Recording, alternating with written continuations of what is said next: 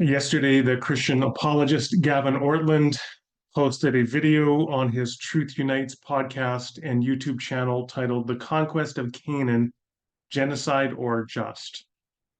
And I want to offer a reply to Gavin's video here. The first thing is, and I've linked it below, by the way, as well. So the first thing is that he says about 3 minutes in, talks about how understanding what's going on in Canaan, well, this is a gospel issue, and it's probably the most difficult issue for the gospel. And I want to begin by saying this is emphatically not a gospel issue. The gospel has to do with the death and resurrection of Jesus and the new life that it brings and that life in him brings. It is the central teaching of um, creedal statements like the Apostles' Creed and the Nicene Creed. How you interpret Deuteronomic narratives is not the gospel, something different. And this is important. In fact, I think it's so critical because the way that people like Gavin Ortlund set it up is, well, we have to come up with some kind of explanation to remove the moral difficulties presented by the passages like Deuteronomy 20 or Joshua 6 to 9 or 1 Samuel 15 or Numbers 31 or Deuteronomy 7. And if we can't explain those, then that goes to the very heart of the gospel, which it certainly doesn't. The gospel is about the death and resurrection of Jesus, the incarnate Son of God. Okay, that's the gospel. What this is, it's an important issue. It's not a gospel issue. And that's one reason why Christians have always disagreed over how to interpret and apply these passages on the Deuteronomic history and divine violence. Now, there's a couple main portions for Gavin Ortlund's treatment of the issue. The first is to argue essentially that the language of harem killing of all is exaggerated, it's hyperbole, not everyone was killed. And then the second big piece of his 1 hour talk is that this is a matter of just divine judgment. I don't think there's anything new in what he says with respect to people who are familiar with the literature. He draws on multiple people like John Walton, Richard Hess, Paul Copan, William Webb, and others in presenting his views. William Lane Craig as well. But he's synthesizing it and bringing it all together. And so I wanted to provide some responses to his response to the problem. So first of all, in terms of the first half approximately of the 1 hour video, he discusses at some length the fact that this is exaggerated rhetoric of killing, that not everybody was killed. And I think, frankly, I mean, I don't think it's an unimportant issue. Others, like Paul Copan, have made this point before, and I think done quite well. And it's certainly not an insignificant point. But I would say that it is ultimately a red herring. Here's why: that the issue, as Gavin Ortlund presents it by implication, by focusing so much energy, half an hour pretty much, on the fact, the evidence that this rhetoric of killing civilians is exaggerated, that not everybody was killed, what that implies is that the central moral difficulty of the contemporary reader, and I would say, by the way, it's not just contemporary readers, it's readers back to the beginning of Christianity. Pagans in the 2nd and 3rd century, like Celsus, were objecting to Christianity because of the violence in the Bible. And Christians like Origen were responding by trying to give different readings of biblical violence to the pagan skeptics like Celsus or Celsus. And so this is not a new issue, right? It's an issue that the church has always dealt with. But the underlying assumption here of Gavin Ortlund that, well, the issue is if we can just move from having the killing of all civilians to not everybody was killed, that will somehow ameliorate significantly the moral conflict presented by these passages, is just fundamentally mistaken. Here's an analogy. Imagine that the issue, instead of killing of civilians, the issue is rape. And the passage, let's say, says, well, go into the land and rape all the women. And then your response is, well, here's all the evidence that not all the women were raped. How would that work as a response? Well, we would recognize that was an absurd response, because the central moral issue is not that all women were raped, it's that women were raped. because raping of women is itself intrinsically evil. What we're dealing with here could include, by the way, war rape as well. And Ortlund refers to the fact that he will be addressing passages like Numbers 31, which are horrifying passages when it comes to killing families and then kidnapping young girls to make them war brides, for which there is no ground for reasonable sexual consent. And thus, it is the very recipe for non consensual sexual intercourse, which is rape. But setting that aside, the issue here we're dealing with is not that all the civilians were killed; it's that civilians were targeted. Men and women were targeted, non-combatants. Young and old were targeted. Uh, and when I say men and women, young and old, I'm referring to Joshua 6:21, for example, or 1 Samuel 15:3, which also explicitly refers to infants. So this is the issue, is that children are being targeted and killed, women are being targeted and killed, the elderly are being targeted and killed, infants are being targeted and killed. It doesn't have to be all of them to be a problem. It can be some of them. And so the whole first portion, I think, of this video just really misses the point. It's not that it's all that's an issue, it's that it was any. It's like it's not that all women were raped, which would be a moral problem. It's that any women would be raped, which would be the moral problem. Now, whether if it's all, then that's even worse. But the fact that it's some is the central moral issue. What Gavin Ortlund then does is he goes through all of these verses and he points out reasons to think that not everybody was killed, or that it was never the intent that necessarily everybody be killed. And he makes that about, among other passages, 1 Samuel 15:3. And I think, fine, like you can accept the general point, but the central issue remains unaddressed. So let me just read 1 Samuel 15:3 as an example. Go attack the Amalekites and totally destroy all that belongs to them, or Horem, all that belongs to them. Do not spare them, put to death men and women, children and infants, cattle and sheep, camels and donkeys. Okay, what Gavin Ortlund argues here is that, well, it's not literally all. These are merisms. A merism is a rhetorical contrast, like men and women, young and old, children and infants, which is meant to encompass totality, but not literally every member of that identifying group. And I can say, fine, there's no problem with conceding that point, that not every Amalekite literally was killed, or maybe there was never even the intent to kill every Amalekite. The point is that indiscriminately, men and women, young and old, children and infants, and many animals are being killed. For Gavin Ortlund to make his rebuttal a successful one, it's not enough to say not every child and infant was killed. He would have to say no children or infants were killed.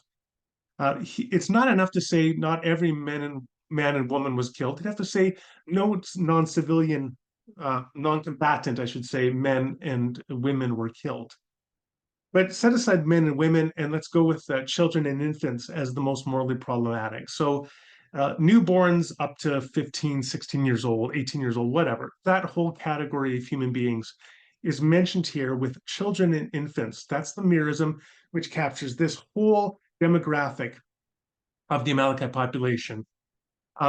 For Ortlund to have an apologetic to provide some sort of ameliorating response to the moral problem presented by this passage, you have to say that no children or infants were in fact targeted, because today we would certainly recognize that it is wrong to butcher and slaughter children and infants.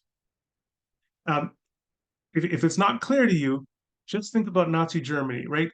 The most evil, heinous modern society. It would have been a war crime if Allied forces had gone into Germany, a egregiously evil society, and slaughtered women, if they had slaughtered infants, if they had slaughtered children, just because they were living within Nazi Germany and part of this system of the Third Reich. It would be morally wrong. It would be war crimes of the first order to target civilians in that manner. So for Gavin Ortlund to have an actual response here, which is not frankly a red herring, by shifting the focus to whether all were killed or not, the issue is whether any were killed or not. And clearly, There were children and infants killed, according to 1 Samuel 15, and according to the directive that is given to Saul in 1 Samuel 15. What he would have to argue here is that, in fact, infants and children were always spared. That's the issue, and clearly they were not, so the problem remains. Now, another thing in the first part that he makes a point of is by arguing that the cities were, in fact, military citadels. So places like Ai and Jericho were, in fact, military encampments where you would have a temple and a temple sacrificial system, and you'd have priests, and you'd have soldiers, and you'd have the king and his royal entourage. And the civilians, by and large, lived in the countryside. And that's, of course, a point that Richard Hess has made, that Paul Copan has made a lot about that as well. And what they've argued or attempted to argue is that, so really what Joshua, for example, is about is targeting these military encampments, these forts or fortresses, and then driving out the civilians that remain within the land. Now, there's a couple obvious problems with this, okay? The first obvious problem with this is that even if places like Jericho and Ai were primarily military encampments and religious institutional frameworks for which were visited regularly by the civilian population, it doesn't follow that there are no women or children or infants living within Jericho or Ai. There clearly were. I mean, Rahab is described as having an extended family. Joshua 6:21 again refers to young and old being killed. So the implication being with that merism that you've got elderly people living within Jericho, you've got young children, you've got perhaps infants. Maybe they're all related to soldiers. Maybe they're related to those in the priestly class, but there are families, there are civilians living within places like Jericho and Ai, and they're not being spared. So the problem again remains the same problem. It's not that necessarily every civilian was killed, it's that civilians were killed. It's like it's not that every woman was raped, it's that women were raped. That is the central moral problem. And the text commands the eradication of everybody clearly within the cities, whether they're civilian or not. Now, along the way, Gavin Ortlund also makes a somewhat dismissive comment about the concept of genocide. Where he says, well, it's tough, it's hard to define genocide, and he refers to a book in which the author refers to like 26 definitions of genocide. Now, I thought, honestly, that seems to me a disingenuous way to approach this issue, because ostensibly his video is about genocide. So I think you should be able to articulate what you're talking about if you're going to make a video talking about it. I would say if you're going to start with genocide, begin with the 1948 UN Convention on the Crime and Punishment of Genocide. And the central concept behind that, behind international law and its concept and application of genocide, is that it is the destruction of a genos, in Greek, of a kind of thing. Now, it's important to understand that that does not entail necessarily killing members of a group. It could simply involve the intentional attempt to eradicate the cultural identity of the group. For example, within Canada in the 20th century, there was a programmatic attempt to remove Indigenous children from their families and place them into state-run and religiously based residential schools in which they would learn Canadian society. But the process of that was also an intentional attempt to separate them from their original cultural identity as First Nations people, cut them off from their language, their religion, their culture, in the process of making them Canadians and civilized, quote unquote.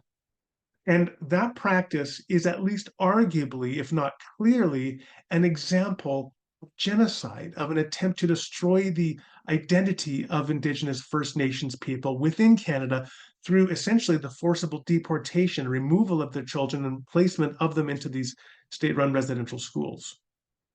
So that may not have included the killing of any specific individuals, although that kind of indiscriminate devaluation of the culture often goes with the devaluation of the life of individuals from that culture, which does tend to lead to greater deaths, maybe through neglect or through intent of members of the group as well. But that's what genocide is.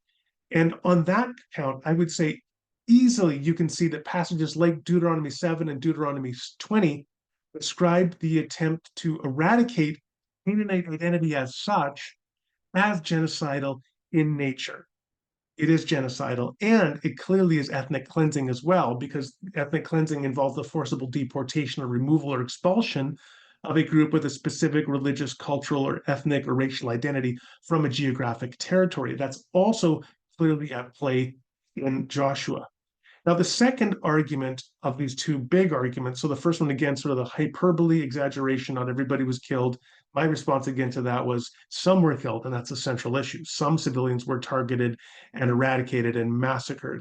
And actually, before I go to the second one, I just want to camp on that a little bit more, because I think one of the problems with what people like Gavin Ortlund does here is in his video, he describes in somewhat lurid detail, still somewhat restrained, but also somewhat lurid detail, the process of child sacrifice that allegedly happened among the Canaanites.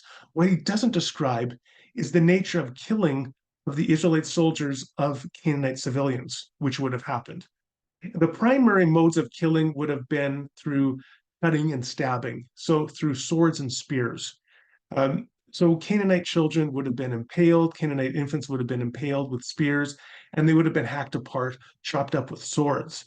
Uh, but there could have also been various other modes of killing, because what often happens in the process of mass civilian killing is that people, then there becomes a bloodlust and a blood frenzy, and people become increasingly cruel. And this is a way of, ironically, addressing the psychological distress that comes with the killing of people and civilians in particular. Dave Grossman, in his book on killing, talks about this psychological process at length. So the more that people kill, the more that it creates a psychological distress in them, because they recognize there's something intuitively wrong about what they're doing. And the way that they compensate for that in the short term is by further objectifying, dehumanizing the very individuals they're killing. So in terms of human psychology, it is a fair prediction that Israelite soldiers not only would have gone through stabbing and impaling of Israelite civilians, including men, women, children, the elderly, infants, but they also would have gone through various acts, probably of brutality, on their bodies, including things like torture and mutilation, which were time and again in genocidal mass killings throughout history. This is what happens. We could predict that would likely be what would have happened in Israel or in ancient Canaan. But of course, the text doesn't tell us about that. We simply have the long history of genocides that has been chronicled by people like Samantha Powers or David Livingston Smith, who chronicle precisely that these are the kinds of things that happen in genocide. Okay, the second argument then quickly is about the argument about divine judgment, that, well, God is just bringing divine judgment on these people. Here, I think on the one hand, yes, the Canaanites did horrible things, as other people in the ancient Near East did, including some evidence of child infant sacrifice. But there is, first of all, an incredible irony here. And this is not to diminish the evil in any respect of what some Canaanites did. But there is this hasty generalization, which I find to be frankly stunning among evangelical apologists like Gavin Ortlund, is that they move from, well, here's some example that some Canaanites did this, to all Canaanites within the society approve this. And that is just false. It's just obviously a completely, well, I'm not going to say it's false, perhaps. What I'm going to say is the onus is on the person to argue that it's true, that in fact everybody did this and everybody agreed with it. And to see how bad the reasoning is here, I'm going to note that Gavin Ortlund plays a clip from William Lane Craig in his recent debate or dialogue with Alex Jones, where Craig is quoting from Clay Jones. Did I say Alex Jones? Okay. Alex O'Connor, sorry. Clay Jones, there's no Alex Jones is a different thing entirely. Alex O'Connor. Anyway, so Craig was in the dialogue with Alex O'Connor, and he quotes from Clay Jones. And Clay Jones gives an analogy. First of all, he talks about how evil Canaanite society is, but then he does this. He says that American society is no better than Canaanite society. And as examples, he quotes from a song lyric from a 1998 Metallica album, and he talks about the themes of a movie, an obscure movie that came out in 2007 and played a couple movie festivals. And I think one of those refers to like bestiality, and the song lyrics, and the movie maybe refers to bestiality or something as well. And based upon that, Clay Jones concludes that American society is equivalently evil to ancient Canaanite society. Now, obviously, this is stunning, the kind of reasoning that is at play here. To think that you can infer from a cherry-picked short list of examples of terrible things to the claim that the society in toto deserves to be eradicated is obviously false and tendentious. But if it's false and tendentious in American society today, what makes you think that people like Clay Jones, who cherry pick ancient sources to show how evil Canaanite society is not likewise an equally biased sampling driven by motivated reasoning to justify narratives that describe the mass eradication of these people? What you ultimately have here is that the people that are trying to prop up a particular reading of these narratives, which is fundamentally remains at complete cross purposes with what our most fundamental moral intuitions are about things like the targeting of non-civilian or civilian non-combatants, and to say no, it's really okay because it was God's divine judgment upon a generally evil people. Now, another irony here is that the Israelite killing of Canaanites was itself a form of sacrifice. The whole context of Israelite war against the Canaanites was a holy war or a Yahweh war. Note that, for example, in Joshua, the army is led by the priests who blow their trumpets and march around the city and lead the soldiers around the city, consecrating the city, giving it over, hareming the city to Yahweh as a sacrifice or offering to Yahweh. So the whole context of the eradication, of the turning over of all of Canaanite society to Yahweh is to offer it as sacrifice to Yahweh, to give it up as a possession for Israel and instead give it over to Yahweh. And this includes the killing of civilians, which means that the Yahweh war led by the Israelites against the Canaanites was a form of killing of human sacrifice to Yahweh. So the irony is that you have the Canaanites being judged for committing sacrifice of their children to a deity, and the judgment is the Canaanites and their children being sacrificed to another deity.